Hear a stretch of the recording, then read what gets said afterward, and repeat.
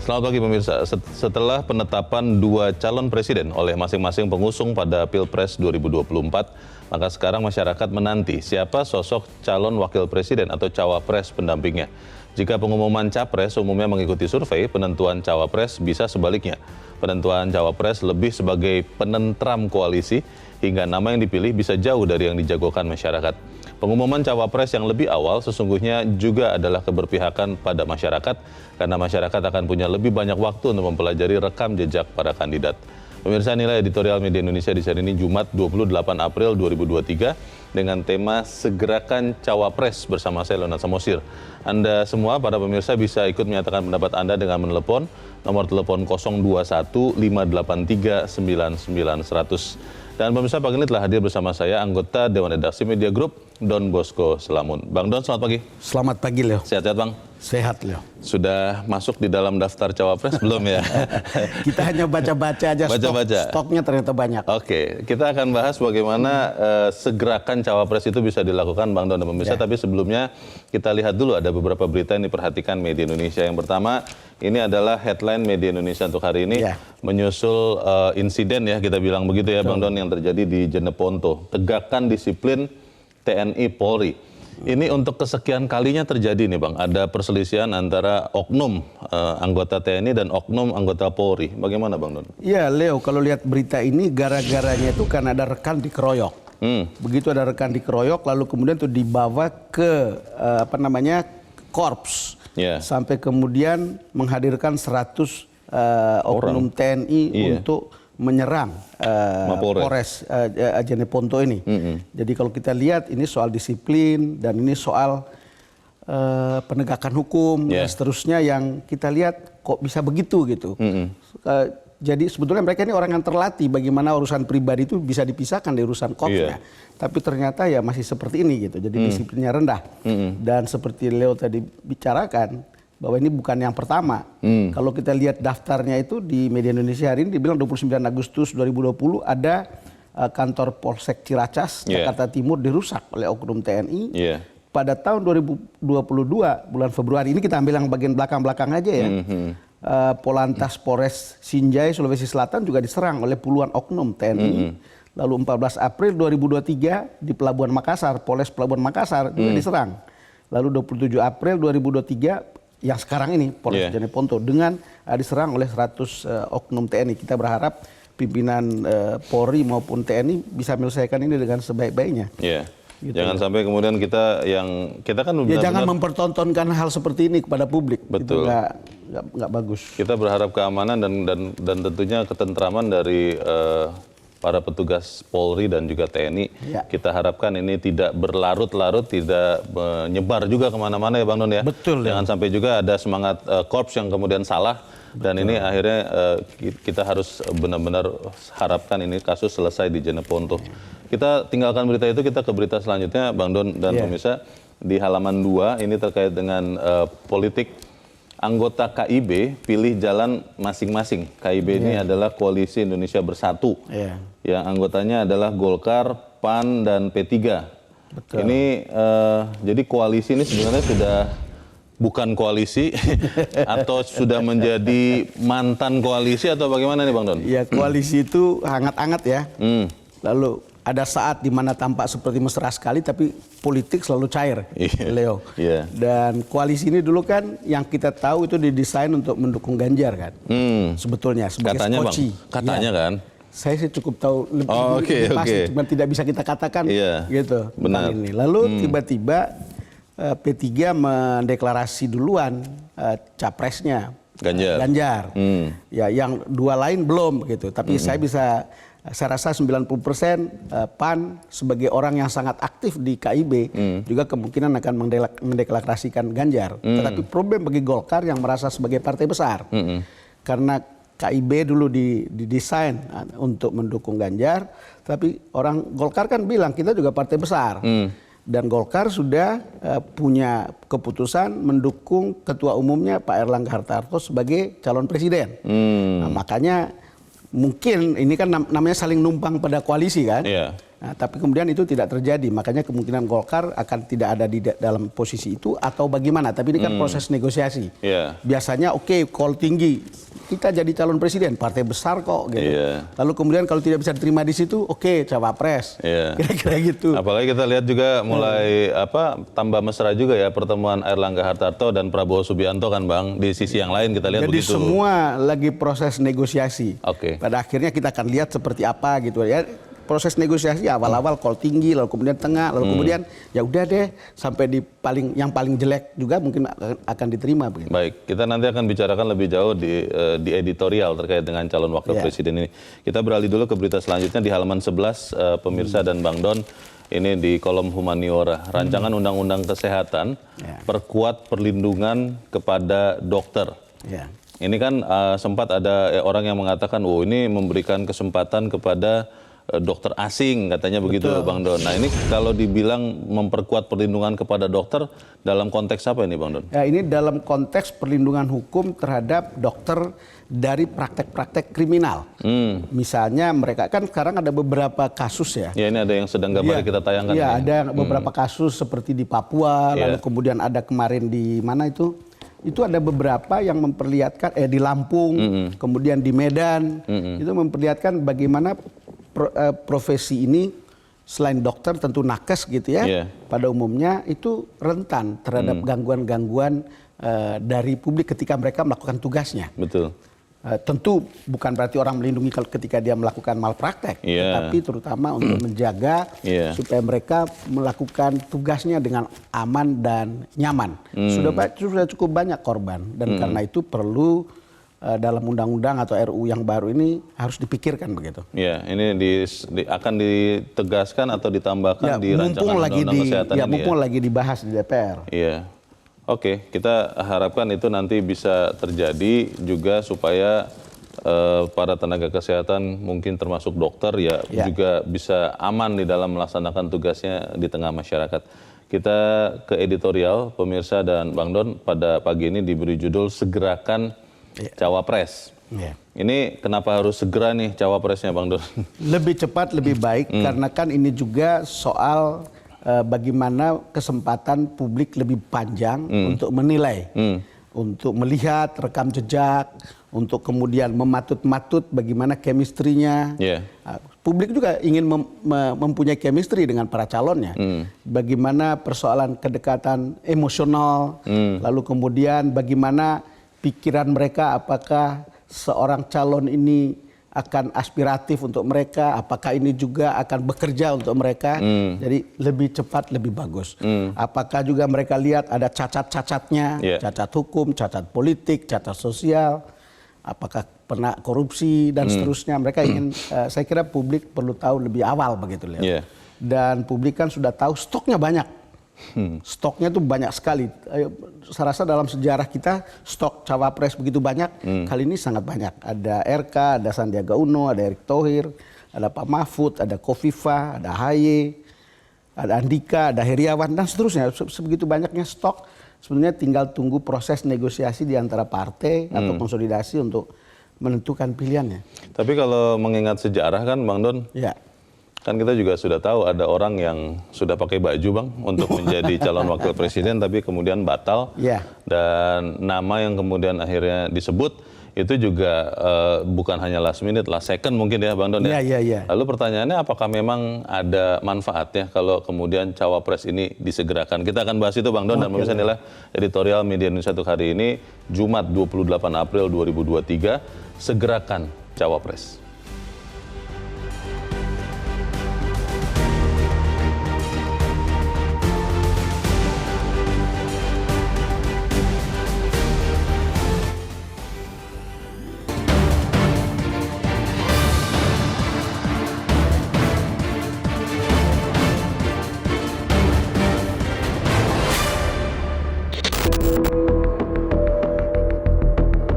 Setelah penetapan Anies Baswedan dan Ganjar Pranowo sebagai Capres Pilpres 2024 oleh masing-masing pengusungnya, maka rasa penasaran tertuju pada sosok-sosok cawapres. Dalam elektabilitas para capres yang cukup seimbang sekarang ini, sosok cawapres dapat berperan penting. Dari survei sejumlah lembaga, Prabowo Subianto, Anies, dan Ganjar merupakan 3 capres terkuat. Prabowo memimpin dengan elektabilitas di kisaran 22%, kemudian Ganjar dengan elektabilitas 19,8% sampai 20,2%, lalu Anies dengan elektabilitas sekitar 15,9% sampai 17,9%.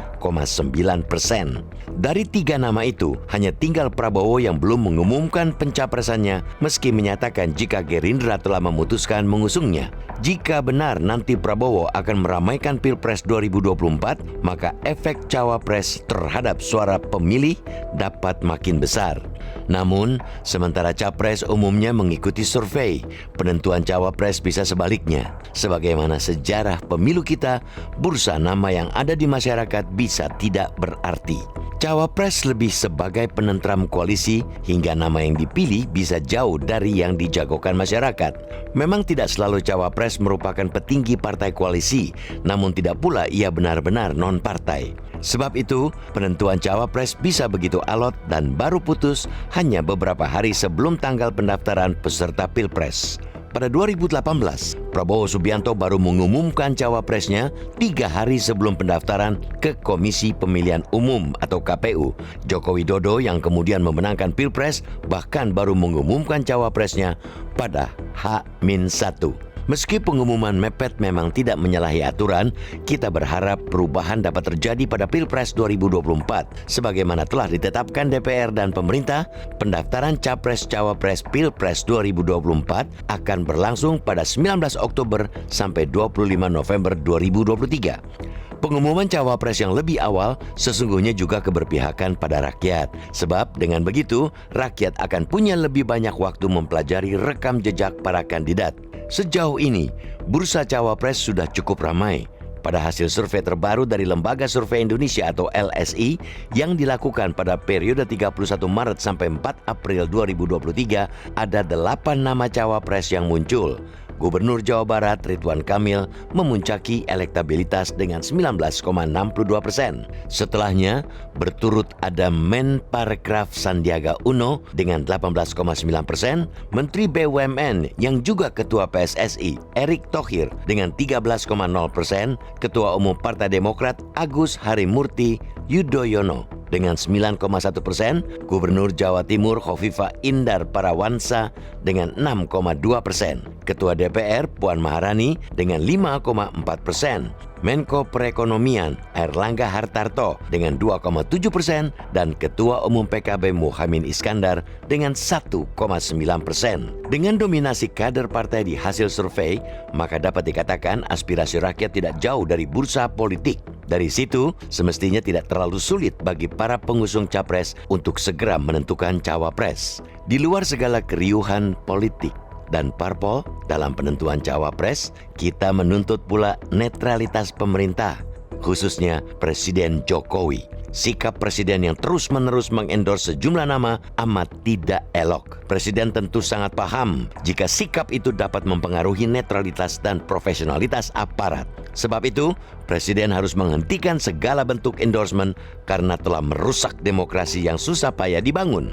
Dengan akhir kepemimpinan yang makin dekat, Presiden semestinya semakin menunjukkan diri sebagai negarawan. Presiden Jokowi semestinya sadar hutang terakhirnya pada rakyat adalah memastikan pemilu yang bersih dan jujur, bukan justru sibuk melanggengkan visi dan program melalui capres-cawapres impiannya.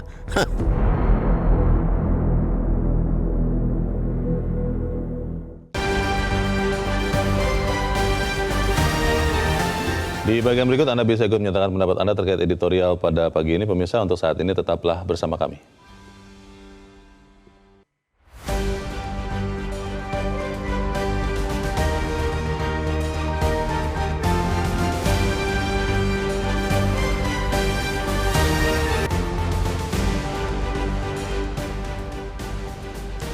Terima kasih pemirsa, Anda masih bersama kami di Editorial Media Indonesia. Bang Don, saya jadi ingat waktu pemilu presiden terakhir ya. Sempat ada orang yang mengatakan kalau Jokowi dipasangkan dengan siapapun, bahkan dengan ekstrim ada yang mengatakan dipasangkan dengan sendal jepit pun katanya akan tetap menang. Dan kalau kita bicara cawapres artinya sekarang, apakah masih tetap sebegitu tidak menentukannya seperti tempo hari?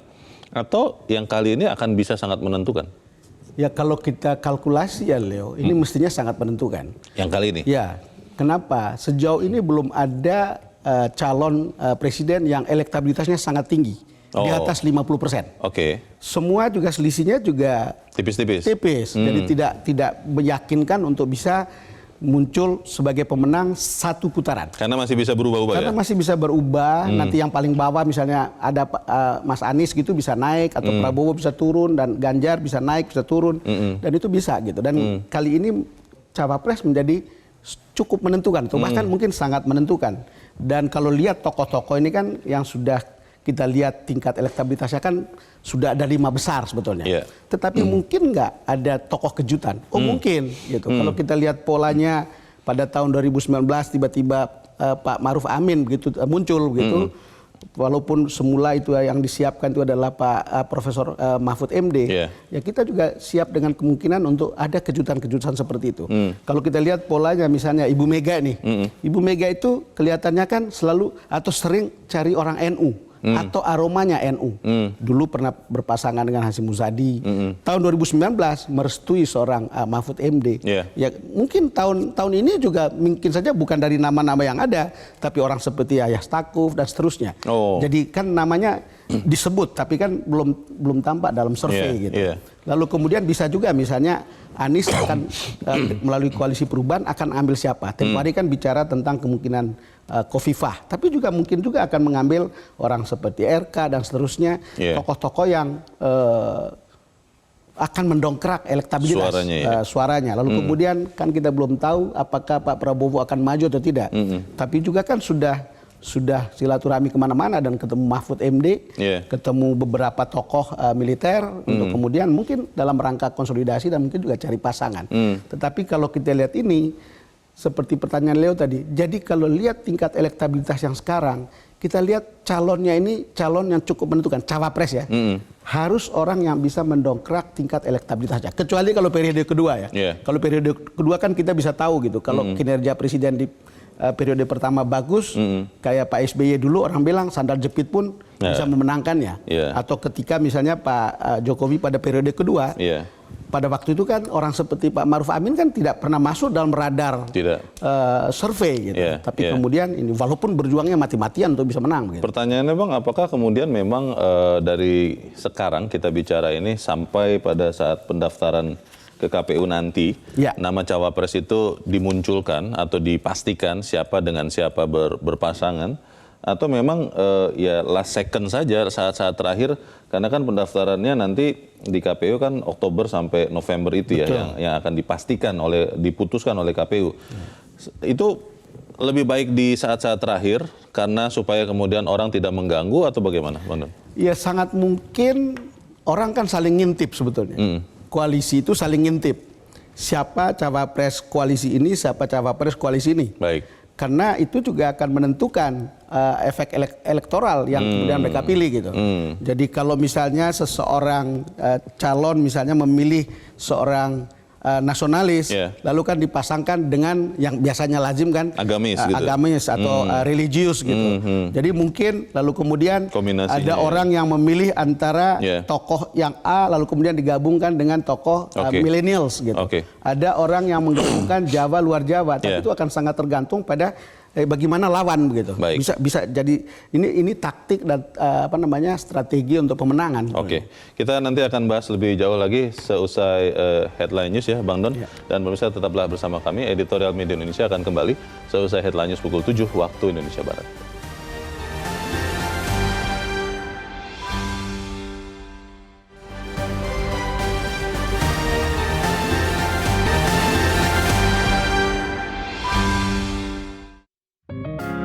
Media Indonesia mengajak Anda untuk mengakses fitur premium e-paper.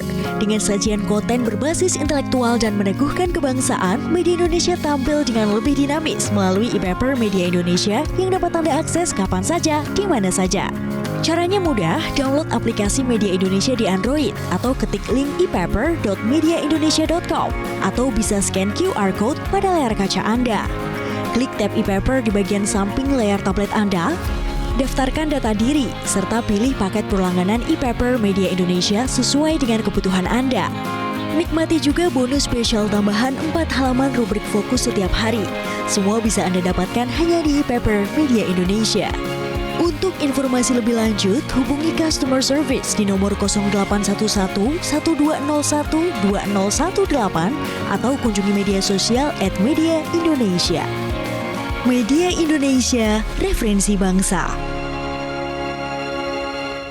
Terima kasih Miss, Anda masih bersama kami di Editorial Media Indonesia, dan sekarang waktunya kita, Bang Don, akan mendengarkan juga pendapat dari pemirsa Metro TV. Saat ini kita sudah terhubung dengan pemirsa Metro TV di Magelang, Jawa Tengah, ada Pak Amrosi.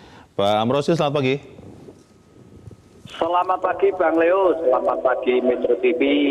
Selamat pagi Pak Amrosi. Bagaimana Pak pendapat Anda? Silakan Pak. Gini Bang, saya 3 hal singkat saja. Pertama, saya tuh melihat berita di TV itu jenuh.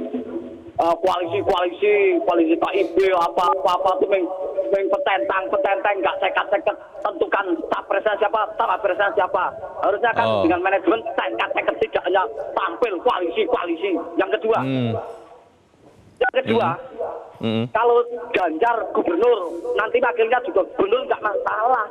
Tidak harus nasional religius. Sekarang kan sudah zaman level untung, tidak zaman aidit. Semua orang beragama, tidak usah harus nasional, dituduhkan religius. Dulu kan Pak Harto wakilnya Umar Wiradi, sama-sama militer, no problem. Wakilnya Pak Tri Sudiro sama-sama jenderal, no problem. Yeah. Terus sekarang kalau kesebelasan sepak bola apa harus kipernya Muhammadiyah, backnya NO, center backnya militer, kan enggak toh? Itu, jadi yang penting itu melindungi warga negara seluruh Indonesia dan untuk kesejahteraan rakyat, itu aja. Yang terakhir,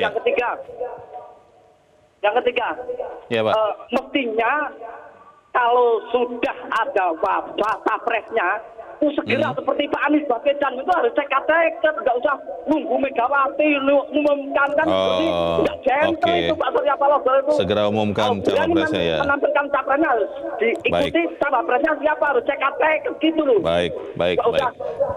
Terima kasih Pak Amrosi di Magelang, Jawa Tengah untuk pendapat dan semangat Anda Pak. Selamat pagi. Di belakang Pak Amrosi ada Pak Ondo Silitonga di Bekasi, Jawa Barat. Pak Ondo, selamat pagi. Selamat pagi Bung Leo, selamat pagi Bung Don. Selamat pagi, silakan Pak Ondo. Iya, saat ini secara de facto sudah ada 3 bakal capres, yaitu Ganjar oleh PDIP, Anies oleh Koalisi Perubahan, Prabowo belum resmi dicalonkan, yaitu dari Koalisi Kebangkitan Indonesia Raya. Tapi ada lagi satu yang belum mencalonkan, yaitu dari KIB. Ini rentan pecah, karena setelah P3 mencalonkan Ganjar, ini rentan sekali pecah. Saat ini semua koalisi lagi ngintip-ngintip, Bung Leo, siapa calon capres yang akan dipasangkan. Menurut saya semua koalisi masih belum kokoh dan masih mungkin bubar jalan, karena semua koalisi yang ada ingin menang, sehingga mutar otak, mutar kaki, mutar mata, ngintip sana sini. Penentuan cawapres ini kemungkinan membuat koalisi menjadi jejak. Jangan-jangan nanti ada kim Koalisi Indonesia Maju, perpecahan antara gabungan dari koalisi yang ada. Maunya segeralah cawapres agar rakyat punya banyak waktu mempelajari rekam jejak mereka. Saran saya, jangan pilih pasangan yang jadi boneka pengusung, dan harus carilah yang tidak membuat polarisasi. Jangan sampai kita seperti Sudan, perang saudara hanya gara-gara 2 jenderal bersekutu kudeta, akhirnya bisa terus menjadi yang sama. Demikian, terima kasih. Terima kasih Pak Ondo Silitonga di Bekasi, Jawa Barat untuk pendapat Anda Pak. Selamat pagi. Di belakang Pak Ondo ada Pak Edward di Bengkulu. Pak Edward, selamat pagi. Selamat pagi Bung Leonard, selamat pagi Bung Don Bosco. Selamat pagi. Jadi kan sekarang ada 3 koalisi, koalisi. Yang 2 sudah bisa mendapat tiket untuk mencalon, yang 1 belum. Nah ini yang 1 ini rawan Pak. Kalau Caimin itu nggak dicalonkan, nanti dia berkhianat, dia bergabung ke KIB lewat Prabowo, nggak jadi nyalon. Mungkin Caimin Menteri dengan Caimin yang calon. Mereka tidak cari mau menang, cuma cari popularitas saja. Ini kan politik. Partai politik kan perlu tampil. Itu yang pertama. Yang kedua, kenapa Jokowi selalu mengendorse beberapa calon? Itu salahnya wartawan. Wartawan yang nanya, Pak kalau calonnya ini gimana? Baik, kalau ini cocok. nggak pernah nanya Anies. Itu wartawan yang salah, saya pikir. Jadi bukan Pak Jokowi. Coba ditanya, kalau Anies gimana? Mungkin dijawab baik juga. Tapi kan nggak pernah ditanya oleh wartawan. Ditanya kalau Ganjar, kalau Prabowo, kan yang ditanya itu oleh wartawan. Wartawannya nggak ada yang keberpihakan itu wartawan. Itu yang kedua. Yang ketiga, Presiden tidak boleh berpihak kepada siapapun. Tapi Jokowi warga negara, dia punya hak pilih dan hak memilih. Dia boleh berpihak. Yang nggak boleh berpihak itu adalah militer. Itu betul nggak boleh berpihak. Kalau presiden, dia punya hak memilih dan dipilih. Saya harapkan Metro TV jangan menyudutkan lah maksud saya saat ini. Presiden Jokowi jangan memihak ya. Kita berharap Jokowi ini mengharapkan apa yang dilakukan dia. Ini kan sudah mendapat 70% kepercayaan bangsa Indonesia lebih. Bahwa apa yang dilakukan kebijaksanaan ini adalah on the track. Nah, dia berharap ini berkelanjutan untuk menuju Indonesia maju pada 2045. Nah, kalau yang antitesa sudah menyatakan diri sebagai antitesa, nggak mungkin akan meneruskan program-program yang ada. Nah, ini yang dikhawatirkan. Lebih baik yang mendukung. Baik, terima kasih Pak Edward di Bengkulu untuk pendapat Anda, Pak. Selamat pagi. Ini para pemirsa sangat bersemangat, Bang Don. Iya. Dan tadi ada beberapa karena memang poin lagi menanti-nanti kan. Iya, sedang menantikan calon wakil presiden. Tapi kembali lagi, Bang, pertanyaannya apakah kemudian wakil presiden ini akan benar-benar kita lihat namanya? Sementara kalau tadi beberapa pemirsa, Pak Ondo, terakhir Pak Edward mengatakan dari 3 yang kita pikir akan menjadi capres, kan malah baru 2 saja yang sudah sempat disebut. Yang satu ini Prabowo kan belum. Bagaimana, Bang Don? Iya, soal capres atau cawapres yang ideal itu kan kira-kira ada 2 perbedaan pendekatan ya. Kalau para politisi atau partai pasti punya pikiran yang bisa searah dengan pikiran publik, tapi juga bisa berbeda karena ada kalkulasinya kan, ada kalkulasi politiknya. Tapi kan pada dasarnya kita selalu berharap bahwa apa yang mereka pilih atau siapa yang mereka tunjuk itu adalah inline dengan aspirasi publik. Harapan masyarakat. Harapan masyarakat. Karena masyarakat itu harapan itu sederhana. Dapat pemimpin yang baik. Tadi kan ada integritas, loyalitas dan seterusnya. Banyak tas, dan tas-tas yang lain begitu. Itu kan dikatakan oleh Pak Prabowo. Tetapi kan bagi kita itu pemimpin yang bekerja untuk rakyat, pemimpin yang punya hati untuk rakyat. Kemudian kita merasa numpang bangga karena prestasi bagus, numpang bangga karena kita punya figur yang bagus. Kan itu sebetulnya yang paling langsung terkait dengan kita gitu. Begitu juga dengan pemilihan wakilnya. Maka ada misalnya kalau lihat semua publik kan semua sudah lihat tokoh-tokoh yang ada, baik capres maupun cawapresnya. Kita lihat apakah ini manusia panggung atau manusia kerja. Manusia panggung. Iya, manusia panggung. Maksudnya apa dalam itu, pengertian apakah dominannya itu pencitraan apa bukan atau kerja. Jadi gesturnya itu gestur panggung atau gestur kerja. Saya kira orang selalu berharap sesuatu yang ideal. Kalau bisa jangan dua-duanya justru hanya bermain pada level pencitraan. Kalau dua-duanya bermain di level pencitraan, pertanyaannya adalah siapa yang kerja? Yang kerja kita, rakyatnya, Bang. Kan kalau bisa kan harus kombinasi dari situ. Harapan rakyat itu sederhana itu gitu. Dan kita juga berharap dengan semua informasi yang sudah terbuka, dengan source informasi yang tanpa batas, rakyat bisa melacak track record, rakyat sudah bisa cerdas memilih apapun kampanyenya, bagaimanapun kampanyenya, tapi mereka sudah cerdas untuk tahu siapa yang sebenarnya mereka pilih gitu. Dan tentu seperti yang diharapkan, jangan sampai kemudian ya kita rada berdebar kita kalau misalnya Pilpres 2024 itu atau kampanyenya itu seperti kembali ke 2019 atau 2014. Kalau bisa hindari eksploitasi identitas khususnya agama secara berlebihan yang kemudian membuat kita tercerai-berai atau terancam pecah satu sama lain gitu. Kalau kita melihat kan sebetulnya tadi ada siapa yang mengatakan ya, Pak Ondo kalau nggak salah. Pak Ondo. Koalisinya bisa jadi pecah katanya. Tapi kalau saya melihat koalisi itu bisa membentuk koalisi lagi begitu ya. Ini Bang, pertanyaannya Bang, apakah memang benar-benar yang diusahakan oleh parpol yang mengusung nama-nama capres dan cawapres benar-benar memang kepentingan rakyat? Atau tadi yang seperti sudah sempat Bang Don sebut sedikit, bahwa yang paling kuat adalah kalkulasi politis dan kepentingan politis masing-masing pengusung, Bang? Bagaimana, Bang? Ya, cara berpikir politik, kepentingan politik. Pasti itu ya? Ya, Itu dominannya, tidak harus selalu gitu, tapi dominasinya adalah seperti itu gitu. Karena itu kadang-kadang logika ketika kita dengar para politisi bicara, kadang-kadang logikanya beda banget dengan apa yang kita pikir gitu. Kok begitu ya, masyarakat akan berpikir gitu. ya. Misalnya begini, partai kecil kok berani mengajukan calon presiden, misalnya begitu. Ada yang mengatakan begitu. 4% atau 5%, apa iya gitu? Atau dengan begitu apa iya gitu berani mengusulkan atau mengusung seorang cawapres gitu. Tetapi kan keharusan untuk rekrutmen politik kan dilakukan gitu. Yeah. Tetapi kita selalu berpikir, ya apa layak gitu keberanian seperti itu. Tapi itu cara berpikir politik dan memang politik begitu gitu. Beda sekali dengan cara kita berpikir gitu.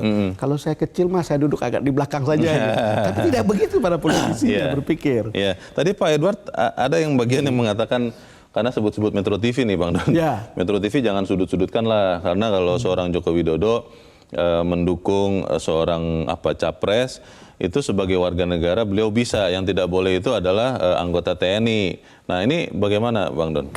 Ya begini, ini kan juga proses pendidikan politik sebetulnya. Proses pendidikan politik itu adalah bahwa seorang kepala negara, seorang presiden, dia harus berada di atas semua golongan. Kira-kira begitu. Tidak ada konstitusi yang melarang seorang presiden mengendorse. Nggak ada. Mengendorse calon presiden berikutnya. Nggak ada. Tetapi ini kan persoalan etik gitu. Tetapi kalau saya ditanya secara pribadi, bagi saya ini untuk bonum commune, untuk kebaikan publik, ada atau tidak. Siapapun yang mengendorse, kalau ujungnya ada ke sana, kita tidak suka pun, tetapi kalau ujungnya ada ke situ, ya menurut saya nggak apa-apa toh. Untuk kebaikan masyarakat. Untuk kebaikan masyarakat, untuk kebaikan bangsa, kan nggak apa-apa gitu. Tetapi kembali lagi dilihat dari segi etik itu tidak etis. Tetapi dilihat dari segi hukum atau konstitusi itu tidak ada larangannya sebagai warga negara gitu. Sama seperti ketika Leo, misalnya saya pimpinan partai, Leo pimpinan partai, saya mengusulkan seseorang walaupun Leo tidak suka, tapi kalau dalam kalkulasi saya adalah dia yang paling bagus begitu, atau kepentingan politik saya bisa terjamin di situ, kan boleh gitu. Sama seperti saya tidak bisa mengintervensi Leo, biarkanlah publik kemudian memilih. Problem kita kan membuat publik betul-betul punya kemampuan untuk memilih yang oke untuk mereka gitu. Baik, kita akan lanjutkan selepas jeda, Bang Don dan pemirsa tetap bersama kami. Editorial Media Indonesia segera kembali.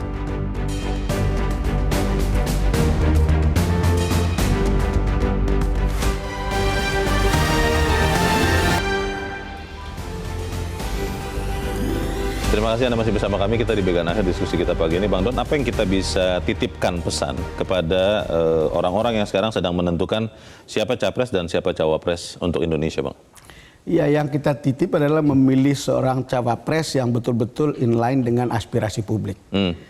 Kembali lagi, ada kepentingan politik, tetapi saya rasa kalau mau elektabilitasnya baik dan mau terpilih jadi pemimpin dan mau dipercaya sebagai pemimpin di Indonesia, pilihan adalah pilih wakil yang bisa mewakili pikiran, perasaan, dan kepentingan atau aspirasi masyarakat pada umumnya. Ini sebuah statement yang normatif. Tetapi kan Leo, kita belajar dari sejarah. Dalam proses sejarah beberapa pilpres yang sudah berlangsung beberapa waktu gitu, sering seorang pemimpin itu diidentifikasi oleh publik sebagai dirinya gitu. Jadi kenapa?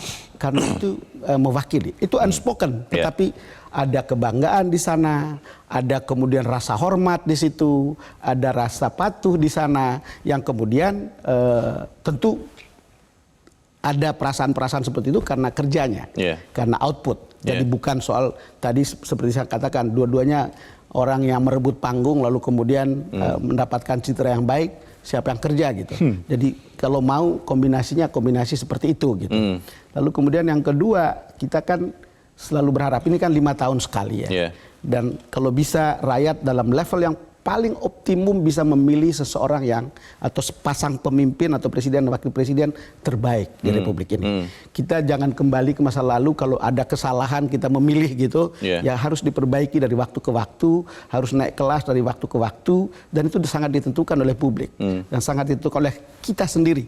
Jadi kalau kita salah memilih, ya kita akan kita akan mengalami hal-hal yang mungkin buruk 5 tahun ke depan. Kalau kita benar memilih, itu kita akan menikmati hal-hal yang baik ke depan. Dan semua track record kan sudah terbuka.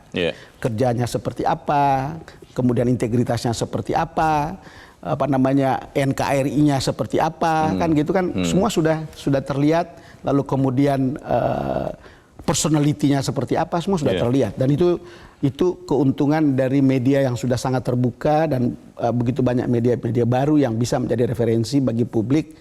Dan kalau bisa pilihan kali ini tidak boleh ketika campaign itu hoax itu harus dihindari betul gitu. Politik hitam itu tidak boleh Betul. Bang, bagaimana memastikan bahwa siapapun presiden nantinya dan wakil presiden kita nantinya itu ketika nanti sudah terpilih dan bekerja benar-benar berdiri untuk semua masyarakat, semua golongan. Walaupun memang pada saat pengusungan diusung oleh parpol tertentu, kelompok politik tertentu, tapi ketika menjabat dia benar-benar harus menjadi presiden dan wakil presiden untuk semua tanpa ada kepentingan politik yang lalu-lalu, Bang. Itu sebuah keharusan, keharusan politik, keharusan konstitusional.